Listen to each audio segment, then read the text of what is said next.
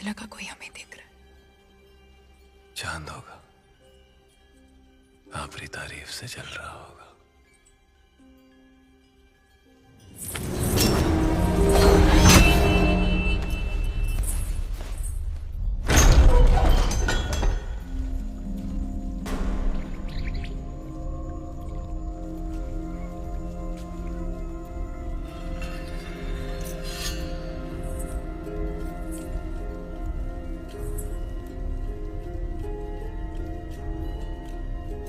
कौन हो सकता है? चंदन की खुशबू आ रही, और ऐसी खुशबू पूरे चित्तौड़ में एक ही आदमी लगाता है।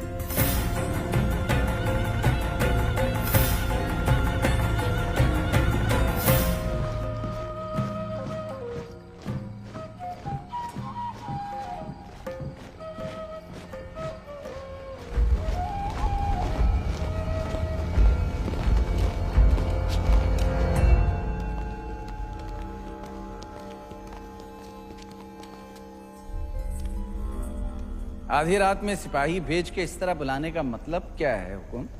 एक अपराधी को सजा देनी है राजगुरु। बस इतनी सी बात है। ये कार्य कल सुबह भी तो हो सकता था। अपराध संगीन है, निर्णय तो आज रात को ही होगा। कौन है अपराधी? आप।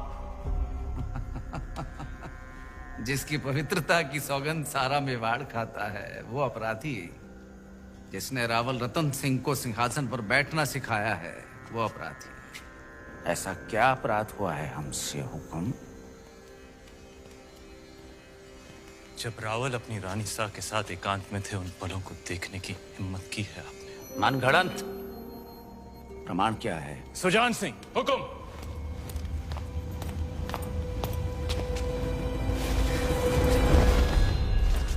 ये घाव हमारी कटार का है और प्रमाण आपका खून खुद दे रहा है। क्षमा कीजिए राजगुरु, हमने आपको गुरु समझा, विश्वास किया, चंदन समझकर माथे पर लगाया, पर आप तो चंदन से लिपटा सांप निकले। अगर हम चाहें तो इसी बखत आपका सर कुचल सकते हैं, पर ब्रह्म हत्या हमारे उसूलों के खिलाफ है। ले जाइए इन्हें कारावास में, काल कोठरी का अंधेरा इनकी आंखों को शर्म सिखा देगा। क्षमा करे रावल साहब, पर हम कुछ कहना चाहते हैं। जिसकी मिट्टी में मिलावट हो जाए उसे मिट्टी से दूर कर देना ही अच्छा है। इनके अपराध की एक ही सजा हो सकती है, देश निकाला। हम रानी सा की सोच से सहमत हैं। हमारी मिट्टी में मिलावट।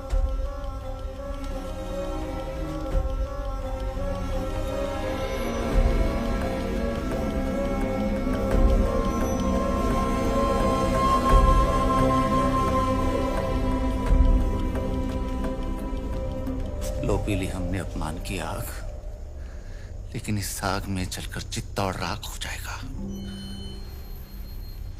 विदा करने से पहले अपने गुरु के पांव नहीं छुएगा।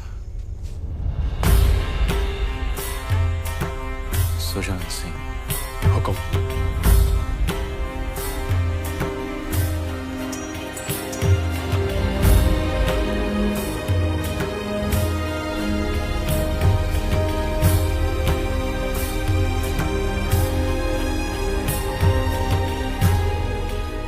जा रहे हैं इस मिट्टी से दूर, लेकिन पूरे मेवाड़ को घुटने टेकने पर विवश नहीं किया तो मान लेना राघव चेतन इस संसार में था ही नहीं।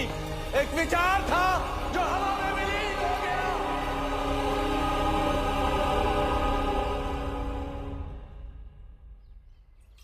बड़े अब्बू, आपने अलाउद्दीन चाचा को कारा की जागीर क्या दी? उनके तो तेवर ही बदल गए। आपकी इजाजत के बगैर देवगिरी पे हमला किया और उसे लूट कर यहाँ आने के बजाय सीधा कारा पहुंच गए। इतात बेटे ने सही कहा। अलाउद्दीन न जाने कब आपसे बगावत कर बैठे। मैदान जंग में अलाउद्दीन अपनी तलवार चलाता है बेगम, और हम यहाँ बैठे बैठे सिर्फ अपनी जबान। बड़े अब्बू, हम बस इतना ही कहना चाह रहे हैं कि आप उन पर नजर रखिए। हमारी नजर में अलाउद्दीन सिर्फ हमारे खजाने की चाबी है, बस। हम कल ही करा जाते हैं। वो देवगिरी लूट कर आया है, हम उसको लूट कर आते हैं। सुभान अल्लाह, लाजवाब है तुम्हारा हुस्न, जिसने इन लोहे की जंजीरों को भी कीमती बना दिया। फिक्र मत करो, तुम हमारे हरम में बहुत खुश रहोगी जीताए। गुलाम हो तुम, सुल्तान नहीं, देवगिरी की राजकुमारी को तुम क्या खुश रखोगे? वल्लाह, हमारे इतने जुल्म करने के बावजूद भी इतना गुरूर। कायल हो गए हम तुम्हारे।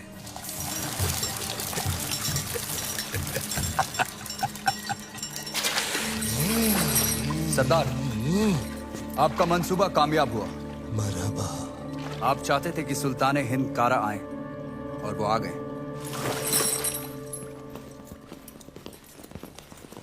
खिलजियों का परचम बुलंद रहे। यकीनन बुलंद रहे। ये अलाउद्दीन सुल्तान हिंद का इस्तिकबाल करता है। खुशबाश, खुशबाश। खुशी भी हुई और हैरत भी। आप बगैर इत्तला किए अचानक कारा में कैसे? यही सवाल तो हम तुमसे पूछना चाहते हैं। देवगिरी लूट के सीधे दिल्ली आने के बजाय तुम यहाँ कारा में कैसे? तो क्या सुल्तान हिंद को अब हम पर एतबार नहीं रहा? ये सारा खजाना देवगिरी से लूट कर आप ही के लिए तो लाए हैं। ये पत्थर नायाब है। ये तोहफा हमने खुद को दिया है।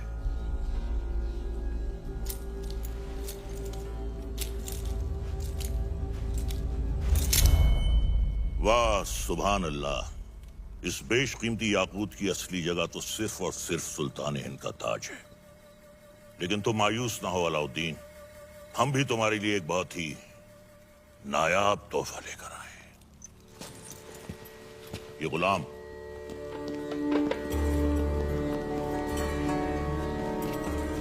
खास तौर से तुम्हारे लिए खरीदा गया है।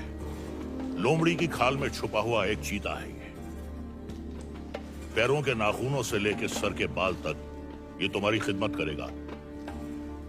आजमा कर देख लो। नाम क्या है? मलिक गफूर हुजूर।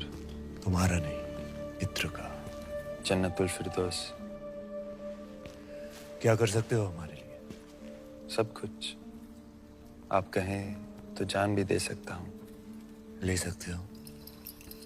जी हुजूर।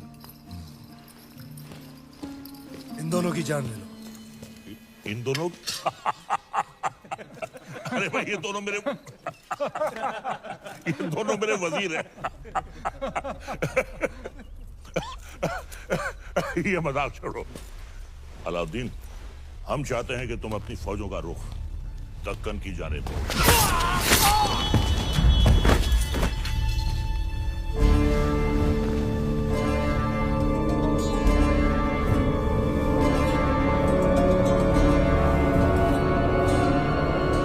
कुछ ये क्या किया तुमने? आप ही ने कहा था आजमा कर देख लो। चाचा जान, हम आपके तोहफे से बेहद खुश हुए। आप भी मायूस मत हुए। हमारे पास भी आपके लिए एक तोहफा है। इख्तियार, चाचा जान हमारी जान।